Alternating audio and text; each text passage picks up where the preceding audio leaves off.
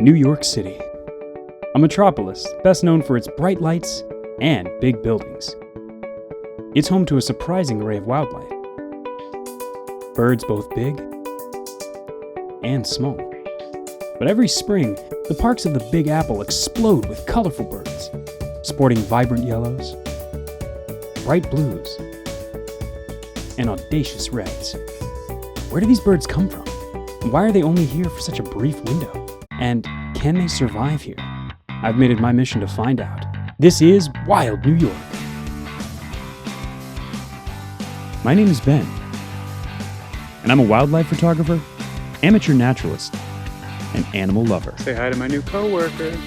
Join me and my friends as we journey around the city and sometimes around the world to learn a little bit more about the wildlife that shares our home. When you think of Central Park, you probably think of its iconic vistas from film and television, like the Avenue of the Elms. But every May, there's an explosion of color that happens inside of Central Park's natural areas. Spring migration. Migration is not unique to birds. Animals across North America and around the world migrate, a journey from one area to another in search of resources and more moderate weather. Spring migration is an annual and exciting phenomenon thanks to its condensed timeline, incredible distances, and the convergence of species. If you've spent any time in New York City's Central Park from about mid-April to mid-May, you've probably come across scenes like this: birdwatchers scanning the canopy for a new and exciting species. What is it that makes Central Park such a hotspot? Location, location, location. New York City is smack in the middle of the Atlantic flyway. The Atlantic Flyway is one of 4 major flight paths that migrating birds will use as they move from Central and South America through the United States and into the southern boreal forests of Canada, where they'll breed later in the summer. Migrating songbirds can travel a long way. The blackpoll warbler can travel up to 5,000 miles round trip, much of it across the open ocean. North America's flyways exist in the gaps between our terrestrial mountain ranges, and while they pass through different ecosystems, each of them features locations for a tired bird to rest and refuel. But where's a bird to catch a break in the midst of New York City's concrete and steel?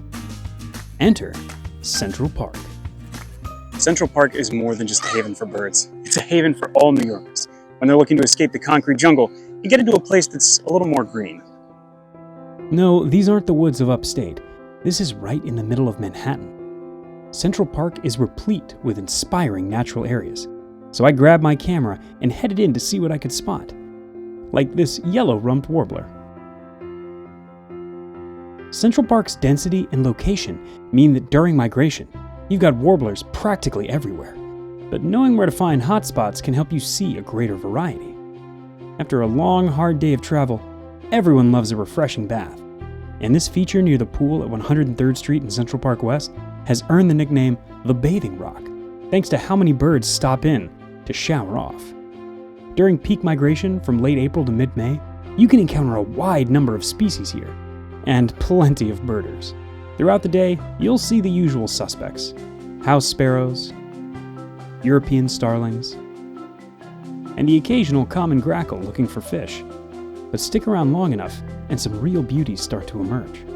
Like everyone's favorite masked berry bandits, the cedar waxwings, who will stick around all summer.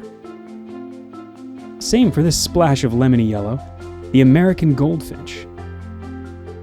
Before long, we're awash in color, with the scarlet tanager, visiting from as far south as Peru and Ecuador. The Wilson's warbler, a bird that will soon sport a new name, thanks to the American Ornithological Society's commitment to fostering more inclusive birdwatching. The indigo bunting, often called the blue canary, and for good reason. The chestnut-sided warbler, showing off those rusty sidebars. Another masked bird, the common yellowthroat.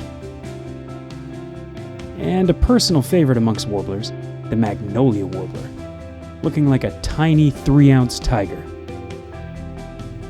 But the Bathing Rock isn't Central Park's only water source. Further south in the Ramble, there's a waterway nicknamed the Gill, and where there's water, there's bugs, and where there's bugs, there's birds. Like this black-throated green warbler.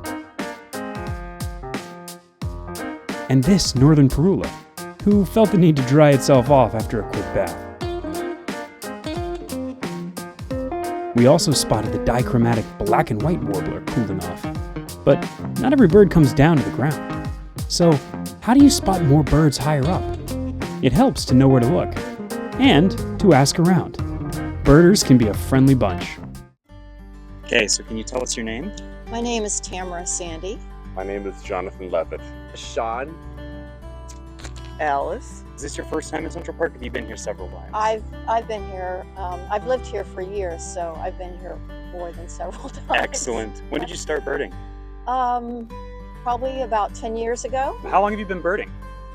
I'd say about 5 years now. Okay. Yeah, And is Central Park one of your top spots? it is. How long have you been birding in Central Park? Over 20 years. Wow. How about you, Sean? It's 2 years for me. Are there any specific species you're hoping to see? Everything. Everything. Excellent. I love it. There are some unusual birds that might show up here, like their cuckoos and summer tanager. But we just want to see spring migration. Excellent. We did get a chestnut-sided warbler today, so that's a pretty big W for us. Oh, exciting. Was that Yeah. your first of the season, or was that a lifer for you? First of the season, yeah. Okay. And the Wilsons also. Oh, you did see the Wilsons? Yeah. Yeah. I heard the Wilsons we had earlier it and I in the couldn't same find area. it. They're not FOS for me. And we're here in the North Woods. Are there any species that you're hoping to see today? I'm just going to be general and say warblers. I know that there's a few more unusual warblers, like the bay-breasted warbler, and I haven't seen a yellow warbler this year, and I just like those yellow warblers. So, but any kind of warbler will do. Central Park has water sources, and birds on migration tend to love water sources. So, Where can everybody find your stuff on social media?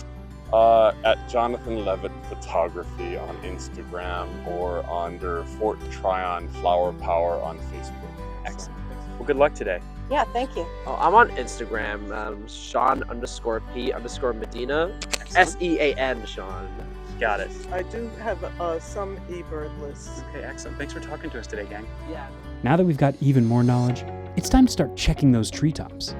Some of the first warblers to arrive in New York City are pine warblers, and like their name suggests, check up in conifers for them.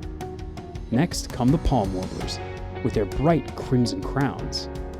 And of course, old Butterbutt, the yellow-rumped warbler. Later in migration come the ostentatious patterns, like this hooded warbler.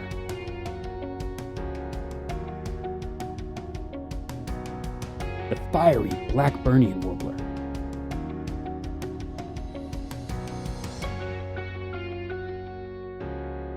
The black-throated blue warbler.